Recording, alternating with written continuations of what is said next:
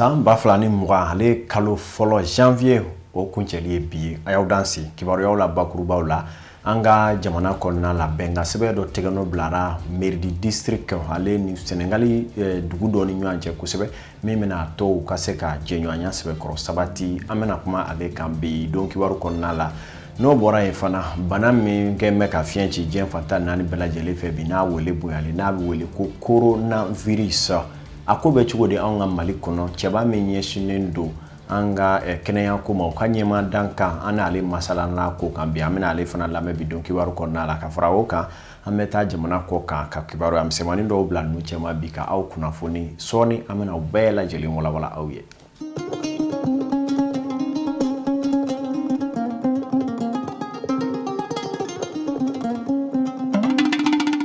Biye jumaye janvier kalo kile bisaba ani kele san bafla ani muga nyafo kibaru damne na sisan ka fo minye sankura no ye 2020 ale kalo folo be kunche bini ala sona kalo kura bi damne sinini ala mabashike ani so jale binaski aw ye bi jango bi la horoma do no ye jumaye ani mi do oke ani bato fon fenge bi kle kono ni ala ko tawte ala ka bela jele minene ni aw ye munu yere masega misiri soro munu tara ambe nganya ye kelinye minye bi kibaru yaw bi daile ni ka do ngafo anga jamana kono bana mimbe na bi wele ko coronavirus jamana nyema ube ka wulika joge wasa kana se ka do anfe ya sabula kibaru ya jira ka fo bana insebe kro cheri me shin jamana ka mire ma chama bune unila kaba o kama fana jenere kuru kara be ka wulika job bake akoka bien mana wuli be bolo bi kundonna jamana chamanye wulika joni fere do sigisinga ko kunganga obena ta be ka duye jamana do konnala hala ma ya ka fo jense dike nani tomba ka bolo fara minye sini kenya ko mawdu e dandige doke akoka o anve malila yanno are ko be chugudi anka ngameni mesigi senga ulika George Membe kibaru jume ka ngati limanoma o kama bi wasa ngo kibaru jabi soro anga kibaru nyina Fatimata Sidibe Idrissa Badimi ka fara bakar koneka olu saba koni tara ka do ngafo anga jamana cheba minye sini kenya ko ere ma jamana chwala no directeur national o ka nyema danga ulu tara Dr Abdoulaye Gindo ale nye foli minge bana ko fota nga Mali yere ka kisaw ye minye anga jaka lame. C'est une maladie virale qui donne ce qu'on appelle les symptômes surtout d'un grippe que vous connaissez, d'un syndrome grippal, c'est-à-dire rhume, toux, douleur articulaire. Banakisen tamasere ye mura sogosogo ani kolodimi o de banakisen tamasere ambe yoro mina ko sisa diama be wililen do ku jo wasa obse ka fura soro ni banaina bara folo min bolo dalen do ambulo woye ka banain kumbe barisa bana kumbe ngapsa ni bana furake anga lanyinte nga na dona anga jamana kono fere be blalen do 5 ans wasa ka bana baton nun do berela chuga mina balain be soro femi fe bolo di nyogoma ani ni do daji serima wa an hakili la fana a bɛ se ka sɔrɔ baganw fana fɛ an ye an ka jamana dondaw kɛrɛnkɛrɛnnenya la pankurujigi kɛnɛ an y'an kɛnɛya tigilamaaw bila o yɔrɔw la waasa u ka jateminɛ bonya maaw kan fɛɛrɛ minnu sigilen don sen kan waasa bana in bɛ se ka kisi bana in ma cogoya min na o dɔ ye k'i tɛgɛ ko safinɛ na ani jama dalajɛ ni nafa t'a la olu ka dabila ani k'i nun datugu fiɲɛ kana don a la n'i sigara maa la n'i sigara i yɛrɛ la ini kɛnɛyaso min ka suru ay wuli ka se joona wasa fɛrɛw ka tigɛ ka bana dan tigɛ pankurujigi kɛnɛ min bɛ Kayi Mopti ani Gawo an y'an ka maaw bila ka taa nin kɛnɛ bɛɛ lajɛlen kan u ka sɛgɛsɛgɛli bonya Mali donda fantan nan bɛɛ lajɛlen na farati o ka kɛ an bɛɛ lajɛlen sinsinbere kuma an ka jamana ni jamana wɛrɛ cɛ ɲɔgɔnna galanso ɲɔgɔnna yɔrɔw ni bila yɔrɔ ɲɔgɔnna yɔrɔ ani pankurunjigi yɔrɔ hali bina ka bi fɛɛrɛw ka sigi sen kan minnu yɛrɛ ye sanni feere kɛbaw ye n'u bɛ taa minɛnw da jamana wɛrɛ kuma a ka farati kɛ aw yɛrɛ bɛɛ lajɛlen sinsinbere ye n'an bɔra o yɔrɔ ninnu na n'a fɔ kibaruyaw la an ka Bamako kafoba n'o ye Merdi district ale ni i ka dɔ Senegalikaw ka jamana ye tɛgɛnɔbila sɛbɛn dɔ kɛ bi tilegan in na tɛgɛnɔbila sɛbɛn in bɛ tali kɛ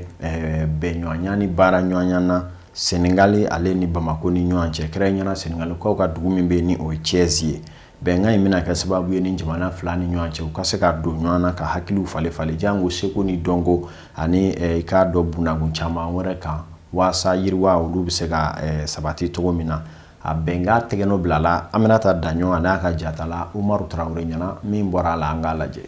Nin tɛgɛnɔbila sɛbɛn mun kɛra Bamako ale ni Thiès dugu ni ɲɔgɔn cɛ a tun ye walasa Mali jamana ni Senegal jamana u bɛ se k'u bolo di ɲɔgɔn ma ka jɛ ka baara kɛ ka kɛ kelen ye ka u ka kow bɛɛ kɛ kelen ye walasa farafinna bɛ se ka taa ɲɛ cogoya min na sabula jateminɛw y'a yira k'a fɔ ko Maliden jama ka ca Thiès dugu kɔnɔna na ni wagati in na. Convention min signé comme Thiès ye duguba ye comme Bamako fana ye duguba ye cogo min. Bon, ni ko duguba, ça veut dire que on a problème de. Tuma caman bɛ yen nɔ cɛ farafinna an bɛ min remarquer farafin bɛ taa tubabu la ni a fɔra ko coopération ou bien jumelage u b'u bolo bɔ tubabu ka dugu ni tubabu ka mairie de nɔfɛ mais an y'a lajɛ cɛ 40 ans 60 ans après ko an bɛ taa fɛn min ɲini fo ye généralement a fɛnw bɛ anw yɛrɛ kɛrɛfɛ yan et puis il bɛ avion billet min ta ka taa Amérique il sait que au avion billet kelen a bɛ se ka e ta ka segin yan ni Thiès ni ɲɔgɔn cɛ o fɛn kelen ɲini na n'o ye expérience ye n'a fɔra ko ka jɛya ta n'o ye assainissement ye i b'a sɔrɔ cɛ Bamako yan an ka politique ni d'assainissement ani fɛɛrɛ min bɛ Thiès i b'a sɔrɔ cɛ kelen tɛ mais ni an ka municipalité cɛ n'u sigira cɛ ka kuma ka expérience échanger a ka ca Ala fɛ solution dɔ bɛ sɔrɔ a la n'o a bɛ fɔ a ma ko échange d'expérience n'i ye circulation ko ta Bamako bɛ cogo min i b'a sɔrɔ Thiès fana cɛ o problème kelen de b'u da la n'i ko santé i b'a sɔrɔ santé ko bɛ cogo min Bamako yan o problème kelen de b'u da la mais bɛɛ n'a ka fɛɛrɛ de don mais n'an bɛɛ y'an sigi cɛ k'an ka fɛɛrɛw fɔ ɲɔgɔn ɲɛna a ka ca Ala fɛ an bɛ fɛrɛba kelen sɔrɔ min man ka problème nɔgɔya donc o de la an ko an ni Dakar ni ɲɔgɔn cɛ jumelage b'an cɛ an ni Bobo Dioulasso jumelage b'an cɛ an ni Guinée Conakry jumelage b'an cɛ an ni Meknès Fès au Maroc jumelage b'an ni ɲɔgɔn cɛ donc Bamako finalement on s'est dit que an b'an ka ce qu'on appelle coopération sud-sud farafinna jamanaw yɛrɛ ni ɲɔgɔn cɛ min bɛ se ka an gɛrɛ ɲɔgɔn na ka échange ka ni ɲɔgɔn cɛ parce que o yɛrɛ avantage ye min ye population de b'o bénéficier directement donc fɛn min bɛ population kan directement a bɛ population yɛrɛ don ɲɔgɔn na donc o ka ca Ala fɛ cɛ fɛn caman bɛ yan an b'a laɲini Ala bɛ se k'a sabati an bolo. Walasa nin baara ninnu bɛ se ka san sɔrɔ cogoya min na festival Kayi Thiès ni ale bɛ kɛ san o san ɲinɛ ta jama bisimilali dugu n'o ye ville d'honneur ye o jɔnjɔn taara k'a di Bamako ma. San o san an y'a fɔ de ko an bɛ programme dɔ da an b'a lajɛ an bɛ se ka yɔrɔ min développer donc ɲina chaque année bɛɛ b'a dɔn ko Thiès festival dɔ bɛ yen belebele dɔ bɛ yen du 28 au 31 décembre chaque année an b'o kɛ an bɛ ville d'honneur dɔ de invité ɲina an ka activité fɔlɔ bɛ kɛ ka Bamako de kɛ o activité ville d'honneur ye parce que d'habitude mɔgɔw bɛ farafinw bɛ habitude sɔrɔ de ka bɔ farafinna kɔnɔ ka taa mɔgɔ wɛrɛw ɲini farajɛ la mais anw ye décision de ta parce que an ye farafin de ye an ko de ko min ka surun an na an kan ka fɔlɔ de la fɔlɔ ani minnu bɔlen don an kan ka fɔlɔ de la o de y'a kɛ donc ɲina festival Kayi Thiès Bamako de bɛ k'o ville d'honneur ye inchallah Mali ni Sénégal tubabu de y'an fara n'o tɛ an bɛɛ ye kelen de ye c'est le même peuple donc an bɛ dugawu de kɛ tension minnu bɛ Mali la Ala k'o nɔgɔya vraiment parce que bɛɛ bɛ hɛrɛ de fɛ an bɛ dugawu kɛ vraiment Ala ka hɛrɛ kɛ Mali la parce que ni fɛn fɛn ye Mali touché o ban sous région bɛɛ de touché. Ka aw ladɔnniya k'a fɔ ko nin tɛgɛnɔbila sɛbɛn baara in bɛɛ daminɛna ni sangani kelen dugawu don ye ka ɲɛsin Adama Sangare ma n'ale ye Bamako mairiba ye nin wagati in na n'a bɛ kasobonba la sabula ko siga kelen nɔ a la yuruguyugu nasiraw la. n'an bɔra yen nɔ an bɛ taa kalankɛsoba n'o ye min maaw dege baaraw ni kalansira caman na n'a bɛ wele ko centre Père Michel Bamako yan nɔ olu fana ye kala kuncɛli jonjo dɔ dili baaraw sigi sen kan bi sɔgɔmada in na a bɛ ɲɛsin fɛn min ma o ye an ka finitigila ka jɛkulu dɔw ka taa se jɛkulu wɛrɛw ma olu dɔw tun bɛ k'u kala fɛn caman na san 2 fɔ ka taa se san 3 kɔnɔna na u y'o kɛ kalan ninnu na o kuma k'a sɛmɛntiya k'a fɔ u kɛra maa hakili juru cɛnalen ye u kɛra maa minɛnw ye kalan in na u y'a dɔn fɔ k'a dɔn nakari o baaraw kuncɛli yamaruya ni jonjo sɛbɛnw olu dira bi sɔgɔmada in na min bɛ tali kɛ jamana ale faamaw ni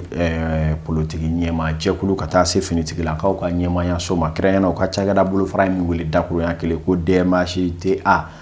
o maaw bɛɛ lajɛrɛlen ɲɛna maaw y'u ka nisɔndiya jira kosɛbɛ ka taa se Père Michel yɛrɛ ɲɛmaaba ma sabula u ko ninnu kalanna bolimafɛnw kisaw ani kuramafɛnw ka taa se subahana mansin fɛn dɔw olu bɛɛ lajɛlen kɛcogo ɲuman kan maaw nisɔndiyaw jirala kosɛbɛ u ye cɛsiri ni timinandiya min kɛ baara ninnu kɔnɔ a jonjodiw ni a kalankuncɛ yamaruya sɛbɛndiw kɛra kɛcogo jumɛn na Christine Abibatu Dara ni Bayon Jɛnɛpo tun bɛ anw yɛrɛ cɔ a la u ye nana ni min ye o filɛ aw ye a kan. Maa 250 de ye kalan in sɔrɔ olu la maa 45 de ye sɔrɔsi kalan sɔrɔ yaasa k'a seereya Centre Père Michel maaw ye jɔnjɔn sɛbɛn d'u ma bi o kɛnɛ in bisimilali kɛra Ɲarela dugutigi fɛ o kɔ Bamako marakafo filanan ye kuma ta k'a ka nisɔndiya fɔ sabula ko sɛgɛn bɛɛ kɔ ye hɛra ye ko ni maaw fana n'u ka kalan nafa sɔrɔ Centre Père Michel ɲɛma n'o ye Père Frank ye a y'a yira k'a fɔ ko nisɔndiya 2 de don sabula ka fara jɔnjɔn di sɛbɛn nisɔndiya kan ko bi ye Jean Bosco fana ka seli ye n'o ye u ɲɛmaaba ye. La fête de Saint-Jean Bosco, c'est notre saint patron. Moi, je suis religieux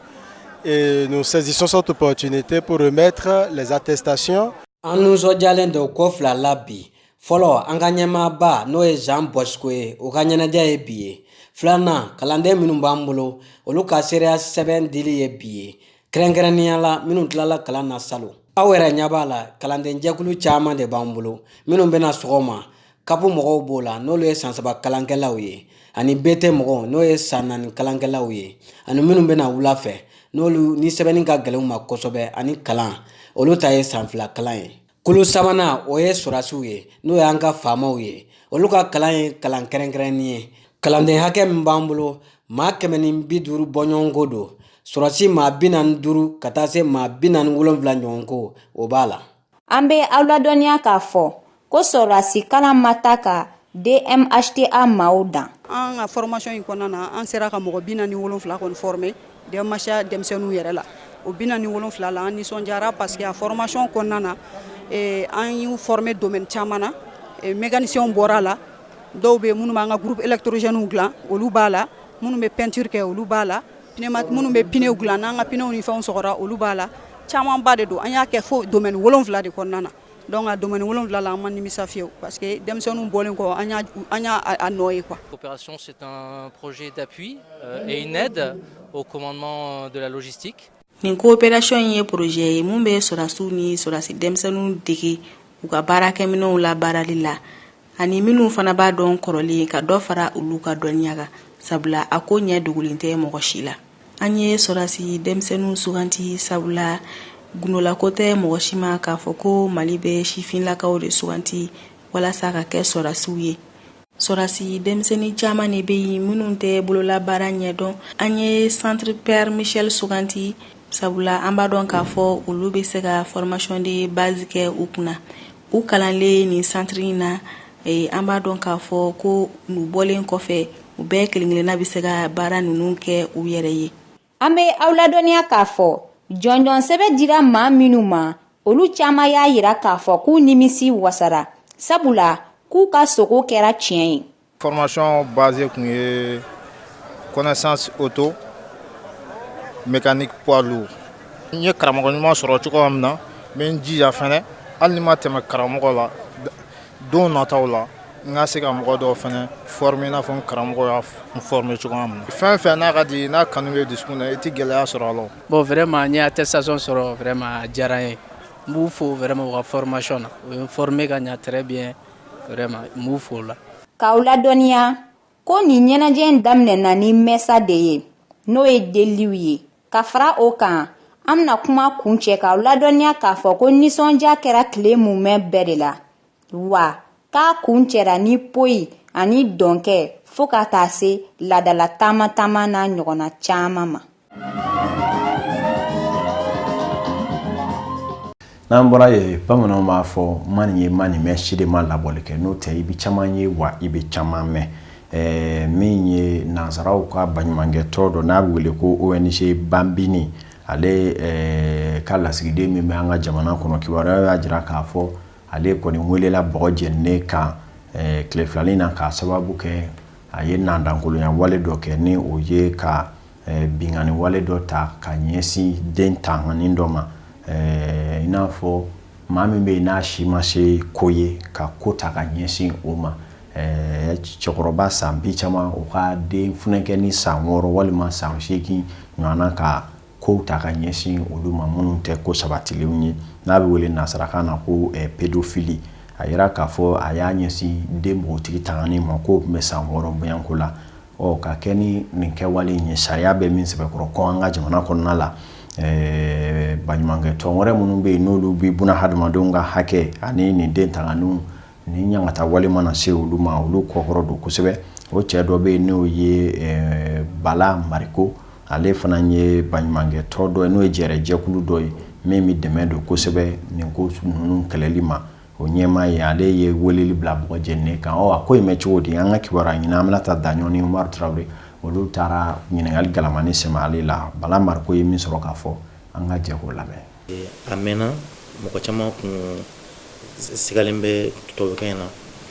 mais a preuve kun tɛ mɔgɔ si bolo donc an tora lakɔlɔsiliw la fo ka na se juma tɛmɛlen ma effectivement denmisɛnnin 2 taara ka so a bɛ hakɛ to n tɛna se ka u tɔgɔ fɔ u taara ka so para Jikɔrɔni donc a kɔni a sera kelen ma a joginna den tagalen so den somɔgɔw ye o lakɔlɔsi donc u taara dɔgɔtɔrɔso la dɔgɔtɔrɔw ko non ko fo ka taa polisiso la fɔlɔ pour que polisiw ka papier di olu ma ka se ka o papier bɛ se ka olu autoriser ka maga a la donc effectivement o kɛra u taara 5e na alhamdulilayi polisiso la u taara yen olu ye papier d'u ma donc ka u to yen de u ye espagnol dɔ tun bɛ yan nɔ polisi don ko Gilberto o yɛrɛ ni tɔgɔkɛ ye baara kɛ ɲɔgɔn tɔgɔkɛ tɔgɔ ko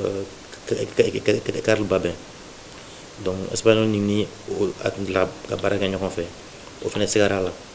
comme o ye polisi ye donc a y'a ka polisiya baaraw kɛ ka bɔ a kɔfɛ ka enquêtew kɛ donc ninnu kɛlen ka o wele o de nana o ye vidéo kɛ donc den y'a ɲɛfɔ ko kɛra cogo min na donc ne ko sisan kɔni n ko an ye preuve dɔ sɔrɔ a kama n bɛ wuli k'an jɔ commissaire Dumbuya wele ka fɔ ɲɛna ko k'an nana dɔrɔn kuma munumunu foyi ma k'a la an ye explication di dɔrɔn a ko a ye agent 2 d'a ma o donna ne yɛrɛ ka mobili kɔnɔ an taara Karl ka so tun bɛ yen nɔ an donna a fɛ an ye denmisɛnnin 10 ɲɔgɔnna sɔrɔ yen nɔ o bɛ tulonkɛ la ka salon kɔnɔna la ko min taara ni den ye a ka so o fana ɲinina o yera o nalen o ye san 12 de ye kumaw y'a yira ko a sera o ma depuis o san 8 an ka ko bɛ yɔrɔ min kan bi c'est que mɔgɔ bɛ dɔɔnin kalama a ko la i ka s'a ma i ka taa commune 4 tribunal la procureur procureur Kulibali ka taa i bɛ min kalama i bɛ taa ɲɛfɔ ɲɛna parce que an mago b'o la kosɛbɛ. Ala k'an bɛɛ sabu ɲɛ k'an kisi sitanɛ ma an kana bila nin sugu ninnu na nin tɛ baliku kunkɔrɔta cogo si la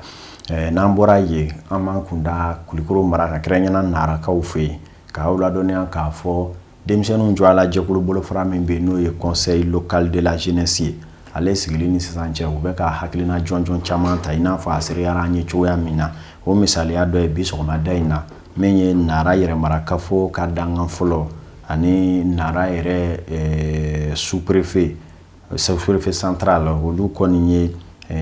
kala dɔ kɔni dayɛlɛli baaraw kun don bi sɔgɔmada in na fɛn min bɛ tali kɛ funenkɛni maa 30 bɔɲanko ka olu dege baara yɛrɛ bɛ se ka sɔrɔ teliyala cogoya min na n'a bɛ wele ko entrepreneuriat o kala baaraw kun donna sɔgɔmada in na a hakilina jɔnjɔ taara min ye conseil local de la jeunesse Nara ne o ɲɛmaa ye Modibo Keyita ye ale ni cakɛda jɛkulu agence malianisite olu ka jɛɲɔgɔnya kɔnɔna la a ko ɲɛmaaya tun bɛ maa min bolo n'o ye denfa ye o ye Dimitri Samake ni o ye Kulikoro marabolo funengɛninw ka bolofara jɛkulu ɲɛmaa ye